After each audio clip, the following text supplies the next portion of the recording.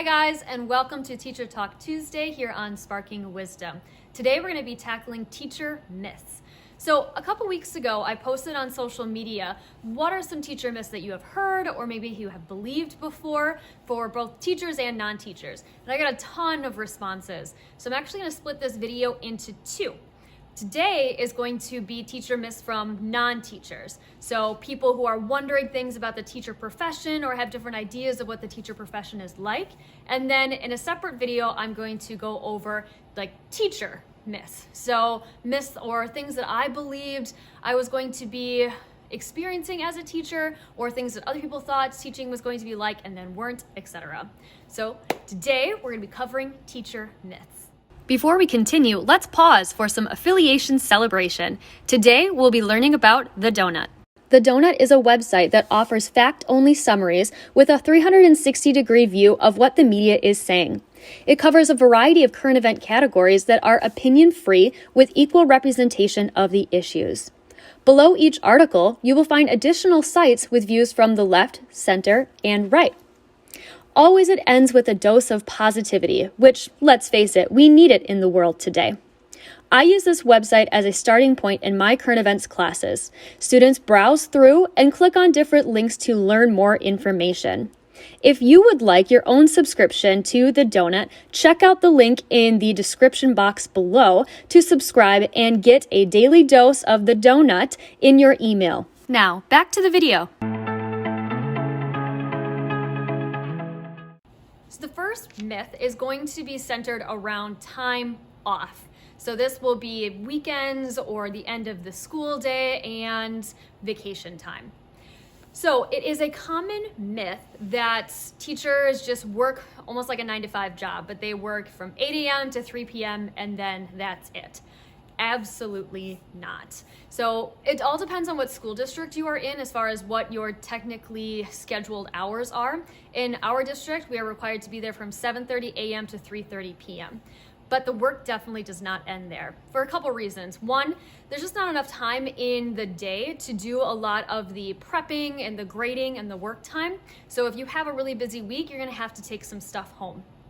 Also, there's a ton of teachers that do coaching or other after-school activities. Maybe they are club advisors and things like that. And so their school day is definitely extended when it comes to working with kids. So this idea that we only work for a short, easy amount of time during the day, not always the case.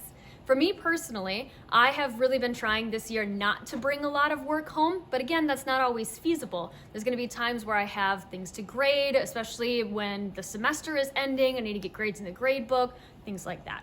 So the idea that teachers only work from like 8 to 3 p.m., not at all. Another myth is that teachers have weekends off. Technically we do, but again, if we have busy weeks and we have a lot of things we need to prep for, we have to do it on weekends and we don't get paid overtime or things for that. That's just all on our own. Another big myth is that teachers have 3 months off in the summer. Again, technically we do. We don't work 3 months in the summer to give the kids a break and us a break, but that doesn't mean we're not doing anything over those summer months. A lot of times we are attending professional development, which is required, and there's other times that we're just working on our own curriculum, trying to revamp for next year and make things even better. Again, a lot of teachers are also coaches or advisors, and so they're going to be working with the kids during that time. Another thing is that some teachers get a job over the summer too. Another one, just because teaching doesn't pay a whole lot. And so I have quite a few friends that look towards the summer as a way to make some extra money. Speaking of money, let's cover that. Another myth is that teachers get paid vacation, meaning we get paid to have time off in the summer. It's not exactly the case. We have two options of getting paid, and we make this decision at the beginning of every school year. One option is just to be paid during our contracted days, so we're only paid September through the end of May. Or we have a second option of taking some money out of each one of our paychecks, and then we also get paid over the summer. So that's the option that I picked, just because it's nice to have a paycheck in the summer as well, which means my normal monthly paychecks are not as much as they could have been. And so no, we do not get paid to have time off in the summer. We can choose to get paid during that time if we like. Another myth is that teachers collect unemployment in the summer, since we're technically not working at the school, but that's not true either. Again, we have the option of getting paid just during the school hours or getting paid throughout the entire year, but we definitely don't get to collect unemployment for those months. Speaking again of getting paid, I see a myth out there a lot that teachers are just glorified, overpaid babysitters.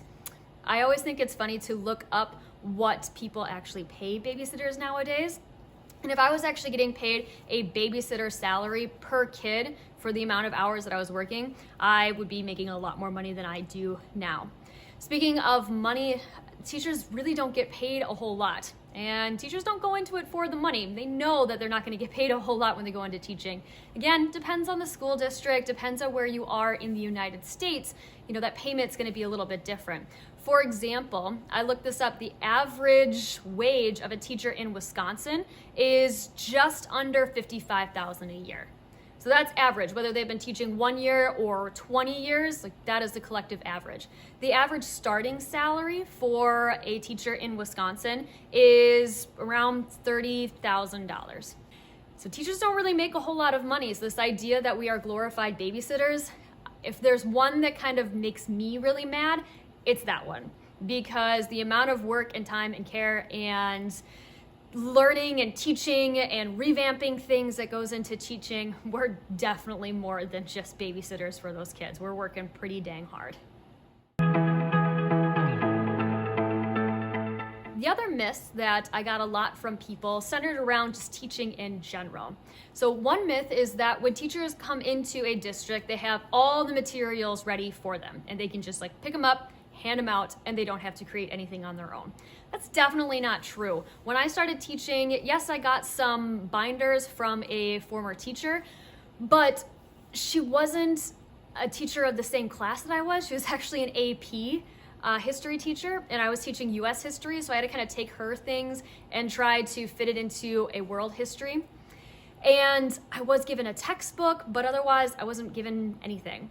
Thank goodness I had an awesome mentor, because for one of my classes, she was able to give me a lot of the stuff she had been working on. But for two of my classes, I was flying solo. I was just creating things on the fly. I didn't really have anything to pull from. I was just recreating things. So, and again, this would be different on districts. We as a district are trying to make things a little bit cohesive and that we can move things from year to year, from teacher to teacher, and help everybody out. But when I first came in, I had barely anything. And so this idea that teachers get all of their materials just handed to them and all they have to do is hand it out to the kids is definitely not true. There's another myth when it comes to the actual teaching of kids, the idea that teachers either lecture all day, so they stand up in front of the classroom on a whiteboard and just write things down and just talk at the kids, or the other myth is that teachers just sit behind the desk all day, hand kids worksheets, and then just sit there and don't have to do anything. I would say this one probably depends on the teacher and teacher style. I remember when I was in high school, I had a history teacher who would just stand up in front of the room and talk to us. But I mean, the way he was able to tell stories, we were all just just enthralled in it. So it all depends, I think, on the teacher and the content. But overall, most of the teachers that I know, pretty much everyone, mixes things up. There's going to be times when they need to explain a concept, so they're in front of the classroom, but then they transition into some worksheets and they have group work and it's interactive. I do a lot of things in classes where we do acted outs, we act out a medieval society and there's a battle that happens there. We do a play, we do stations, we do many, many, many things. This idea that teachers just either talk to the kids and just sound like a Charlie Brown cartoon or just sit behind a desk all day is definitely not true. One that I found really interesting is this idea that teachers don't teach content knowledge anymore. And that one I struggled with a little bit because we are in this time of Google where students can just search something and find an answer to it. So this idea of memorizing facts and regurgitating things is not so much the focus anymore. Again, it depends on the class. Like times tables and things like that for math, there's going to be some mental math that you will just have to know and learn and memorize. For me as a history teacher, do I care so much that kids have dates memorized? Not Not exactly. I like it if they can pick out time periods in history. If they know in general when like World War I happened and World War II happened and just like place things in order in history, that's fantastic. But they can Google, the exact date of Pearl Harbor. If they don't have that memorized, I'm not totally upset about it. I'd rather them be able to understand the information. Why did this happen? What were the consequences? Who were involved and things like that. So this idea that teachers don't have to teach content at all is definitely not true, but we are definitely focusing more on applying knowledge and using knowledge versus just rote memorization. The final one, which I think probably came from somebody who is currently a student, whether in high school or at the college level, that teachers don't even read the assignments, they just give a grade and hand it back. Not exactly true. I will say that there are some times when I give out different worksheets that I do just grade on completion. Like if they tried, perfect, you have it filled out, it's good. Do that more with like video worksheets and things like that, because really the video worksheets are just to make sure the kids are kind of paying attention. And if I see they have effort on it, that's fine. But on like projects and assessments and things that could use a lot of feedback, I definitely take my time and grade those things. So it's definitely a myth that teachers just collect things, write it down, and give it to them. All right, some miscellaneous ones. There was one out there that said that teachers from industry should be the ones that come in and teach. There's another person that said something similar where people out in industry shouldn't automatically be teachers. This one really isn't a myth so much as I think it's just people's opinion. And I think that depends also on the class. If you were an accountant, maybe out in the real world, and now you want to come and be a teacher and teach different accounting and business, I think that's fantastic. You have some real world experience with that. Same thing, maybe you were a copyright or an author or something like that, and you want to come in and be an English teacher, fantastic. I don't see why that would be a bad thing. I guess if I could predict what this person was thinking is maybe people automatically being able to get a teaching job just because they have industry experience and haven't been trained as a teacher. We do go through 4 years of college, sometimes more, and we do have a lot of training to become a teacher. So I can see if people in industry are automatically able to come into a teaching scenario, that could cause a little bit of ruffles. But again, if you're going to be teaching autos and you were a mechanic for 40 years, great, come in and teach autos, On the flip side, sometimes people who have a lot of content knowledge aren't really good at sharing that knowledge. I definitely ran into this when I was in college, that there were some teachers that I could tell they really knew their stuff, but as far as being able to share it really well, that was difficult.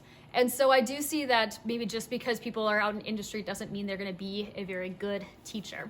And I think that's just on the job of administration. They should be coming in, observing those teachers, and creating a plan of how to make them better if that needs to happen. The final one, and if there's one again that makes me so mad, is this idea of those who can do and those who can't teach. I hate that phrase. I absolutely hate it. That would be like if I wanted to, again, go out there and be an author, and I failed at being an author, so I'm like, well, I guess I'll just teach then. No, that's not how it works. I would say every single teacher that I have run into has become a teacher to be a teacher, not as like a fallback option. Like they went to become a teacher. Maybe they majored in a certain field first, and then you're like, well, I actually really want to teach this, and then went back to get their teaching degree. They still want to be a teacher. So this idea of if you fail out in life and whatever you want to do, then just become a teacher. No. I don't think there's many people out there who would even think of that as an option, and B, if people do that and then come in to be a teacher, I don't think they're lasting very long, because you really have to want to be with kids and teach kids and help kids to at all survive this. Because if you have a couple rough years where you don't have a very good time with the kids and you're really struggling, you're not going to want to stick it out, because it is tough. It is really hard. So if there's one phrase that frustrates me the most, it's definitely that one: those who can do and those who can't teach. Well, thank you guys. I hope you enjoyed this episode of Teacher Talk Tuesday, talking about some teacher myths. A reminder, this is only part 1.